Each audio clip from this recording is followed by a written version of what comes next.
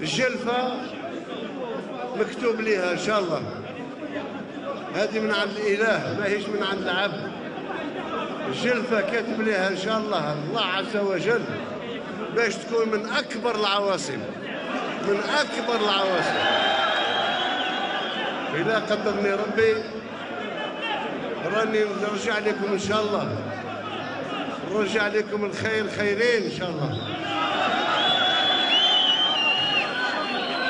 هذا النصرة اللي نصرتوا لي اليوم راني عارف علاش، راني عارف علاش، وأنا وياكم ضد العصابة، ضد العصابة.